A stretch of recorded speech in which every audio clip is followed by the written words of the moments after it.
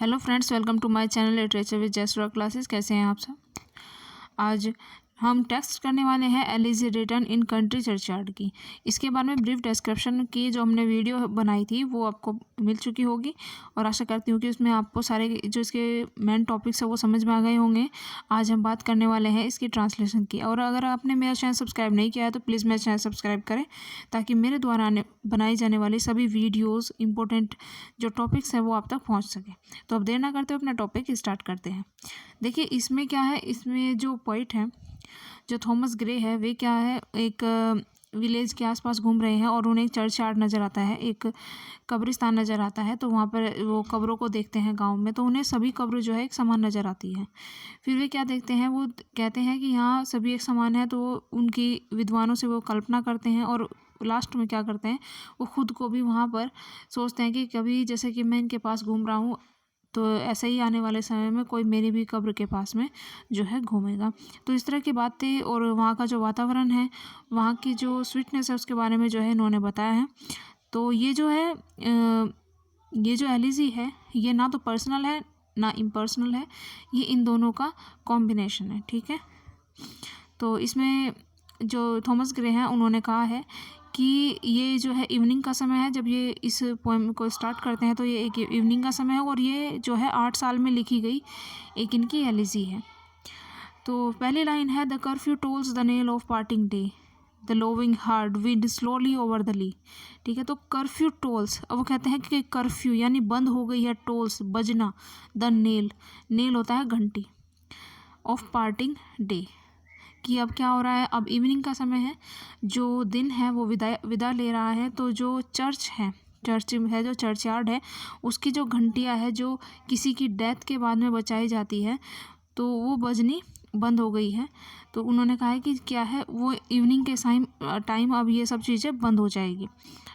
The lowing heard, लोविंग का मतलब होता है चिल्ला रहे हैं, हर्ड होता है झुंड, जो पशु है, जो गाय हैं भैंसे हैं, वे क्या कर रहे हैं, अपने घर की ओर लौट रहे हैं और वो क्या कर रहे हैं, चिल्ला रहे हैं। विंड स्लोली ओवर द ली, ली होता है मैदान। ठीक है, और कहाँ से जा रहे हैं, हवा धीरे धीरे बह रही है उस रास्ते से, ये मैदान से कहाँ जा रहे हैं, घर की तरफ जा रहे हैं। The lowing herd wind slowly over the lea, कि जो मैदान है वहाँ से जो है हवा धीरे धीरे गुजर रही है, वहाँ पर जो है गायें और भैंसों के जो झुंड है वो चिल्लाते हुए जा रहे हैं। The ploughman homeward plods his weary way, जो प्लोमैन है जो किसान है, होमवर्ड कहाँ जा रहा है, अपने घर की तरफ जा रहा है। प्लोड्स हिज वियरी वे, अपने थके हुए शरीर के साथ में रास्तों पर चल रहा है। And leave the world to darkness and to me, और फिर क्या है, and leave the world to darkness. ठीक है, और संसार को क्या कर दिया उन्होंने एक डार्कनेस की तरफ धकेल दिया है। इस संसार को एक डार्कनेस की तरफ ये जो है धकेल रहे हैं, क्योंकि शाम का वक्त हो गया है, अंधेरा होने लग रहा है। और सभी इसमें दिखाया गया है कि जो चर्चयार्ड की घंटियाँ है वो बजनी अब बंद हो गई हैं। जितने भी गाय भैंस है पशु है अपने घर की तरफ थके हुए अपने घर की तरफ हरे मैदान से लौट रहे हैं। जो प्लोमैन है जो किसान है, खेत जोतने वाले हैं, वे भी अपने काम निपटा कर अपने थके हुए शरीर के साथ में इन रास्तों पर चल रहे हैं। और क्या है, अब ये जो संसार है ये डार्कनेस की तरफ बढ़ रहा है और मुझे भी डार्कनेस की तरफ ले जा रहा है, क्योंकि क्या है, रात आने वाली है तो डार्कनेस नज़र आ रही है। Now fade the glimmering landscape on the side. देखिए जब शाम होती है तो क्या होता है, धीरे धीरे सब कुछ धुंधला होने लगता है। तो क्या है, नाउ फेड्स, अब धुंधले हो रहे हैं, द ग्लिमरिंग, जो चमक रहे थे, लैंडस्केप की जो मैदान चमक रहे थे दिन की रोशनी में, अब वो धीरे धीरे धुंधले होने लगे हैं। एंड ऑल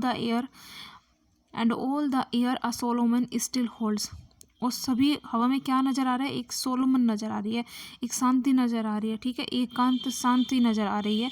हवा ने ऐसा लग रहा है कि जैसे कि एक शांति पकड़ ली हो। Save where the beetle wheels his droning flight, बस कौन बचा है, एक इंसेक्ट होता है बीटल, एक झिंगुर होता है रात के समय, उसको छोड़कर अब क्या है, हर जगह आपको शांति नज़र आएगी। जब रात के टाइम जो वो बीटल होता है वो घूमता है, उसकी आवाज़ें आपको सिर्फ सुनाई देगी और कुछ भी सुनाई नहीं देगा। तो उसको छोड़कर क्या है, हर जगह एक शांति नज़र आ रही है।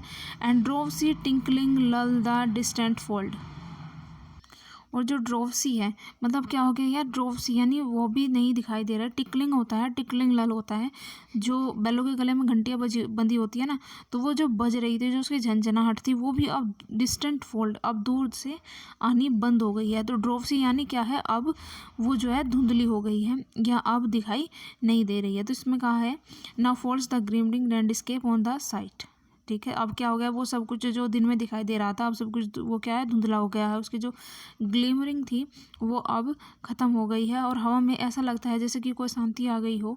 और कौन है, बस सेव वेयर द बीटल, बस क्या है, जो बीटल है, जो इंसेक्ट है, वो रात के समय दिखाई देता है, उसे छोड़कर बाकी हर जगह शांति नज़र आ गई है। अब जो बैल के गले की घंटी है उसकी भी दूर दराज से जो है आवाज़ आनी बंद हो गई है। अब वो कहते हैं save that from yonder ivy mantled tower the moping owl does to the moon complain. अब क्या है, उस उल्लू को छोड़कर, उस आउल को छोड़कर जो कहाँ बैठा है, योंडर, वहाँ बैठा है आईवी मेंटल टावर, जो चर्च है, जो आईवी मेंटल टावर हैंगे वहाँ पर बैठा है द मोपिंग आउल। और मोपिंग आउल कहा है कि वो चिल्ला रहा है। आउल क्यों चिल्ला रहा है, डज द मून कंप्लेन, ऐसा लगता है जैसे कि वो चांद से शिकायत कर रहा हो, of such as wandering near her secret power. तो वो किसके बारे में कह रहा है, वेंडरिंग के बारे में कह रहा है कि वो यहाँ पर ना कोई जो उसका सीक्रेट पावर है, जो उसकी सीक्रेट जगह है उल्लू की, उसके आसपास कोई भटक रहा है। वो जो पोइट है वो उसके बारे में उनसे शिकायत कर रहा है, लगता है कि पोइट के बारे में शिकायत कर रहे हैं मून से, जो आउल है। मोलेस्ट हर एंशिएंट सोलिटरी रिवर, और ऐसा लगता है कि उसने क्या किया, मोलेस्ट कर दिया है, तंग कर दिया है उसके जो मतलब एक पुरानी जगह है आउल के बैठने की, वहाँ पर उस चीज़ को जो है उसके एकांत को भंग कर दिया है। ये इसमें आउल के बारे में कहा गया है कि जो वो आउल है वो चर्च पर बैठा हुआ है, वो, और चर्च कैसा है, आईवी मेंटल टावर की तरह नज़र आ रहा है। और वो जो आउल है वो चिल्लाकर मून से कंप्लेन करता है कि कोई आदमी जो है मेरे इस सीक्रेट पावर में, मेरे इस रीजन में, जो मेरा एकांत रीजन है, इसको मोलेस्ट कर रहा है, इसको तंग कर रहा है, मेरी शांति को। नेक्स्ट स्टेंजा, इस स्टेंजा में इन्होंने कहा है बीनीथ दोज रग्ड एल्म्स, कि इन्हीं एल्म्स के नीचे, एल्म्स एक ट्री होता है जो हमेशा हरा रहता है, उसके बारे में कहा है, और रग्ड होता है खुरदुरा। ठीक है, तो इन्हीं हरे रहने वाले एल्म्स, खुरदुरे एल्म्स के नीचे, दैट यू ट्रीज सेड, इन यू ट्री की सेड के नीचे, where heaves the turf in many a mouldering heap. ठीक है, तो उन्होंने कहा है जहाँ बहुत सी जो कब्र हैं, उनकी बहुत सारी कब्र बनी हुई हैं यहाँ पर, each in many narrow, each in his narrow cell forever laid. ठीक है, फॉर एवर, कि हर कोई अपनी जो सेल है, अपनी कब्र है, उसमें लेटा हुआ है फॉर एवर के लिए। ठीक है, फॉर एवर के लिए लेटा हुआ है। The rude forefathers of the hamlet sleep, और जो रूड कहा है ना, जो सिंपल लोग हुए हैं गांव के, जो होते हैं सिंपल लोग होते हैं, फॉर फादर्स होता है पूर्वज, जो सिंपल से लोग थे, फॉर फादर्स जो पूर्वज थे, ऑफ द हैमलेट स्लीप, ये छोटे से किसी कस्बे से थे, वो यहाँ सोए हुए हैं। बीनीथ दोज रग्ड एल्म्स, की इन्हीं खुरदरे एल्म्स के नीचे जो यू ट्री सेड है, हमेशा हरे रहते हैं, यहीं पर क्या है, वो कब्र है। ठीक है, ये जो कब्र है, उठे हुए थोड़े से आपको मोड़ नज़र आ रहे हैं, तो ये क्या है, वो उठी हुई जो कब्रें हैं, यहाँ पर अपने अपने छोटे से सेल में, अपनी छोटी सी कब्र में फॉर एवर के लिए सोए हुए गांव के सीधे साधे लोग हैं, पूर्वज हैं, जो किसी क्या है, किसी छोटे से कस्बे से, एक छोटे से गाँव के रहने वाले हैं। देखिए, वो सादे सिंपल से लोग हैं, उनके बारे में इन्होंने कहा है कि ये जो है एक जैसी ही सेड है, सभी की जो कब्र है वो एक जैसी ही हैं, और वे यहाँ पर सोए हुए हैं, और वे बहुत सादे सिंपल से लोग हैं। नेक्स्ट स्ट्रेंजर में कहा है the breezy call of incense breathing morn. अब देखिए क्या कहा गया था, breezy call of incense breathing morn, कि जो ब्रीजी है, जो हवा है, वो बहुत खुशबूदार है, जो सुबह के टाइम अब बह रही है। The swallow tweeting from the straw built shed, जो स्वेलो है, जो पक्षी है, वे ट्वीटर कर रहे हैं, वे क्या कर रहे हैं, वे चहचहा रहे हैं। कहाँ चहचहा रहे हैं, स्ट्रो बिल्ट सेड में। स्ट्रो बिल्ट सेड यानी स्ट्रो, देखिए स्ट्रो बिल्ट यानी तिनकों से बनाए हुए घरों में अपने, ठीक है, वे अपने घोंसलों में चहचहा रहे हैं। द कोक श्रिल क्लेरियन, ठीक है, जो कोक श्रिल है, जो कोक की जो श्रिल होती है, जो बांग होती है, वो बहुत तेज, जो मुर्गे हैं वो बहुत तेज आवाज़ में बांग दे रहे हैं, आवाज़ में चिल्ला रहे हैं, सुबह का टाइम है। और द इकोइंग हॉर्न, जैसे कि कोई तेज हॉर्न बज रहा हो सुबह को उठाने के लिए। No more shall rouse them from their lovely bed, ठीक है, अब कोई भी क्या है, अब कोई भी उन्हें उठा नहीं सकता, उनके जो बेड है, अब उन्हें जो सोए हुए हैं वो वे रूट फोर फादर्स जो है हैमलेट के जो सोए हुए हैं, अब उन्हें कोई उठा नहीं सकता। वे कह रहे हैं कि चाहे कितनी भी खुशबूदार ये सुबह की जो हवा है बह ले, या जो पक्षी चहचहा रहे हैं अपने घोंसलों में, वे कितनी भी तेज़ आवाज़ में चहचहा ले, मुर्गे कितनी भी बांग दे ले, या कोई हॉर्न बजा लिया जाए, अब ये जो लोग हैं, ये जो सिंपल लोग हैं जो अपनी कब्र में सोए हुए हैं, अब उन्हें कोई चीज़ जगा नहीं सकती। For them no more the blazing hearth shall burn. अब क्या होगा, अब इनके लिए कोई भी चूल्हा जो है, ब्लेजिंग हार्थ होता है चूल्हे का जलना, ठीक है, कोई चूल्हा नहीं जलेगा। शेल बर्न कि जितने भी अब चूल्हे हैं, अब इनके लिए कोई चूल्हा नहीं जलाया जाएगा, क्योंकि अब कहाँ है वो अपनी कब्र में है, तो जब वो कब्र में है तो उनके लिए किसी चूल्हे को जलाने अब कोई चूल्हा नहीं जलाया जाएगा। और बिजी हाउस वाइफ प्ली हर इवनिंग केयर, और कोई हाउस वाइफ अब शाम के समय, इवनिंग के समय उनकी केयर नहीं करेगी। No children run to lisp their sires return, कि कोई भी बच्चा भागेगा नहीं, लिस्प नहीं करेगा। देयर शायर होता है फादर को बोलते हैं, ठीक है, शायर्स रिटर्न, कि अपने पिता के आने पर अब कोई भी बच्चा उछलकर उनकी गोद में नहीं बैठेगा। और क्लिम हर नीज द एनवीड किस टू शेयर, ठीक है, और उनके घुटनों पर नहीं चढ़ेगा। और क्या है वो, द एनवीड किस टू शेयर, ठीक है, और वो गुस्सा भी नहीं करेगा, क्योंकि क्या होगा, जब एक बच्चे को पिता अपनी गोद में उठा लेता है, उसको किस करता है, तो क्या दूसरा बच्चा फिर वो क्या हो जाएगा, नाराज़ हो जाएगा कि इसको किया, मुझे नहीं किया।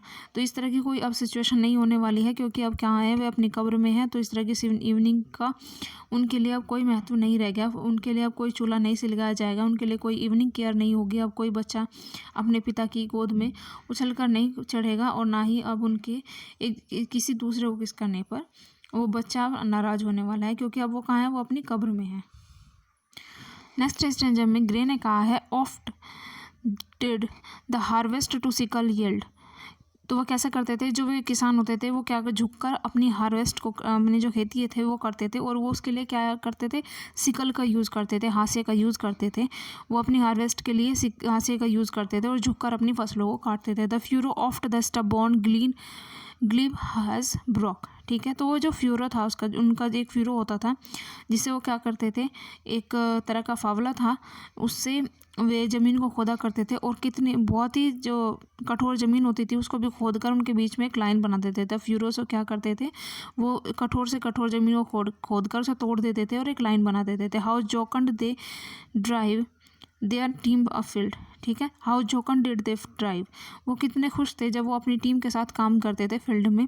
दे bowed the wood beneath their studied stroke, they bowed क्या करते थे, वे झुका देते थे वुड्स को, जो पेड़ होते थे बड़े बड़े पेड़ को झुका देते थे। बीनीथ देयर स्टडी स्ट्रोक, वो इतना एक तगड़ा एक जो है स्ट्रोक करते थे, इतना तगड़ा वार करते थे कि बड़े से बड़े जो पेड़ थे वे उनको भी झुका देते थे।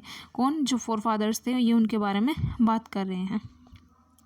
Late not ambition mock their useful toil, कि हमें क्या करना चाहिए, हमें जो वे उनकी एम्बिशंस थी, उनके छोटे छोटे जो सपने थे, उनको टॉल नहीं करना चाहिए, उनको एक तरह से कह सकते हैं कि एक तरह से उन्हें मॉक नहीं करना चाहिए, उनकी मजाक नहीं उड़ाना चाहिए, उनकी जो छोटी छोटी आकांक्षाओं का जो है मजाक नहीं बनाना चाहिए, क्योंकि वो गांव से थे और सीधे साधे लोग थे, सीधी साधी उनकी इच्छाएं थी। देयर होमली जॉयज़, ना हमें उनके जो जॉयज़ होते थे, उनके जो घर की खुशियाँ होती थी छोटी छोटी, उनका भी हमें मजाक नहीं बनाना चाहिए। एंड डेस्टिनी एब्सक्योर, और जो उनकी डेस्टिनी थी, जो उनका हार्ड वर्क था, हमें उसका भी मजाक नहीं बनाना चाहिए। Nor grandeur hear with a disdainful smile, ठीक है, नोर ग्रैंडर, ठीक है, कोई शोहरत, nor grandeur hear with a disdainful smile, कि हमें जो उनकी स्माइल्स थी उनके मजाक नहीं करना चाहिए। उनकी जो शोहरत थी, ग्रैंडर था, हमें उनका दिखावा करते हुए उनकी जो छोटी छोटी आकांक्षाएं थी, उनके जो किस्से थे, उनका मजाक नहीं बनाना चाहिए। द शॉर्ट सिंपल एनल्स होता है किस्से ऑफ द पुअर, कि जो उनकी छोटी छोटी आकांक्षाएं थी, हमें उनका मजाक नहीं बनाना चाहिए, हमें उनसे नफरत नहीं करनी चाहिए। उनके जो शोहरत थी, छोटी छोटी चीज़ें थी, हमें उनसे डिस्डेनफुल स्माइल नहीं करनी चाहिए, उनकी जो है मजाक नहीं करनी चाहिए। द बूस्ट ऑफ हेरेडरी, ठीक है, और हमें बूस्ट भी नहीं करना चाहिए, अपनी अमीरी का दिखावा भी नहीं करना चाहिए, अपने उनके सामने क्या है, गरीब लोगों के सामने अपनी अमीरी का डींगे नहीं हाँफनी चाहिए। द पॉम्प ऑफ पावर, हमें जो अपनी धुन है, ये पावर की जो अपनी धुन है, उन गरीब लोगों के सामने नहीं दिखानी चाहिए। And all that beauty all that wealth ever give, क्योंकि ये जितने भी खूबसूरती हमें दी गई है, जितनी भी दौलत हमें मिली है, await like the inevitable hour, ठीक है, तय है किस चीज़ के लिए, उस एक समय के लिए, the paths of glory leads but to grave, कहाँ जाना है हम सबको, चाहे हमारे पास कितनी भी खुशियाँ हो, कितनी भी दौलत हो, कितने भी अमीर हो, हम सबको एक दिन कब्र की तरफ जाना है। तो हमें क्या है, उन लोगों को नीचा नहीं दिखाना चाहिए, उनकी सिंपल शॉर्ट लाइफ को इस तरह से उनके किस्सों का मजाक नहीं बनाना चाहिए, अपना दिखावा नहीं करना चाहिए, ना ब्यूटी का ना वेल्थ का, क्योंकि हम सबको एक इनएविटेबल आवर का वेट करना है, हमें उस अंतिम क्षण का वेट करना है जो कहाँ ले जाएगा, कितनी भी खुशियाँ हो, हम सबको ग्रेव की तरफ ही ले जाएगा। इसके बाद में वे कहते हैं नोर यू, ना तुमको ये proud impute to these the fault, ठीक है। अब वो कहते हैं कि तुम लोगों को अपना प्राउड दिखाते हुए उनकी जो कमियां हैं वो नहीं बतानी, उनके कमियों के बारे में नहीं बताना चाहिए, उन पर दोषारोपण नहीं करना चाहिए, खुद को प्राउड करते हुए दूसरों पर दोषारोपण नहीं करना चाहिए। If memory over their tomb of trophies raise, ठीक है। तो क्या हुआ अगर उनकी जो टॉम है, जो उनकी कब्रें हैं, उन पर जो ट्रॉफीज़ है वो नहीं लगाई गई, ट्रॉफीज़ यानी कोई नक्काशी उनकी कब्रों पर नहीं की गई, अगर उनकी याद में कोई उनकी कब्रों पर नक्काशी नहीं की गई, where through the long drawn aisle और फ्रेटर्ड एवर, ठीक है, और उन्हें कहाँ दफना दिया गया, वेयर लॉन्ग ड्रेवन आइसल, ठीक है, चर्च के बगल में उन्हें उन लोगों को दफना दिया गया, इसमें उनका कोई दोष नहीं था। तो वो कहते हैं कि the pealing anthem swell the note of praise, और उनकी जो याद में है वो पीलिंग एंथम नहीं किया गया, कि पीलिंग यानी गाया नहीं गया, एंथीम यानी जो गीत है उनकी याद में नहीं गाया गया उनको प्राइज करने के लिए।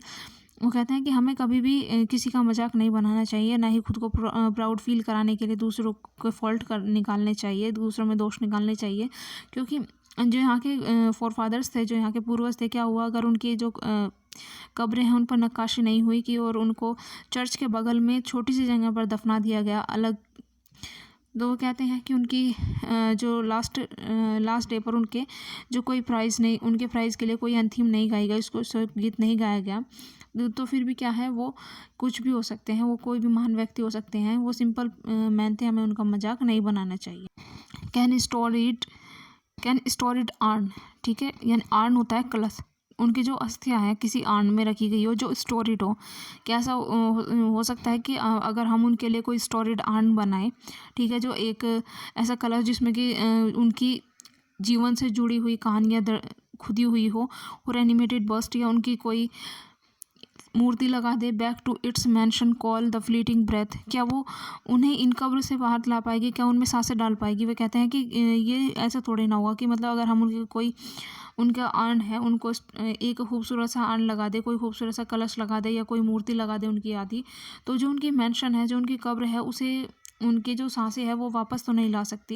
वो कहते हैं कि ये कभी नहीं हो सकता कि उनकी सांसें इन चीज़ों से वापस आएगा। Can honours voice provoke the silent dust, और ऐसा भी नहीं हो सकती कि सम्मान में कही गई बातों से जो उनकी साइलेंट डस्ट है उसमें जो है क्या हो, उस उनकी जो साइलेंट डस्ट है वो उठ खड़ी हो जाए या वो सामने आ जाए, वो तो नहीं, ऐसा तो नहीं हो सकता। और flattery soothe the dull cold ear of death, और ऐसा भी नहीं हो सकता कि अगर हम उनकी चापलूसी करें तो वो उनके ठंडे पड़े हुए कानों को, जो मौत के कारण उनके कान ठंडे हो गए हैं, उन चीज़ों को क्या कर दे, उनमें जान डाल दे, ऐसा नहीं हो सकता। वे कहता है कि ऐसा तो नहीं होता नहीं कि कोई भी गरीब आदमी है, अगर वो जो विलेज के सिंपल पीपल हैं उनकी कब्र पर कोई स्टोरी डाउन नहीं हुआ, कोई उनकी मूर्ति नहीं लगाई गई, तो इन चीज़ों से ऐसा थोड़ी ना होता है कि मरने वाला आदमी जो है वो वापस आ जाए या उसमें सांसें आ जाए या जो साइलेंट डस्ट है उनकी उसमें आँख भड़क जाए या उनके ठंडे पड़े हुए कानों में उन्हें आवाज़ सुनाई देने लगे, तो ऐसा नहीं हो सकता। वो कहते हैं कि इन सब चीज़ों से ऐसा नहीं हो सकता, तो हमें क्या करना चाहिए, इन लोगों का मजाक नहीं बनाना चाहिए। तो ठीक है दोस्तों, ये आज तक इनकी कुछ स्टैंजाज हमने कवर कर लिए हैं, अगले स्टैंजा हम इनकी अगली वीडियो में कवर करेंगे। धन्यवाद, मिलते हैं अगली वीडियो में।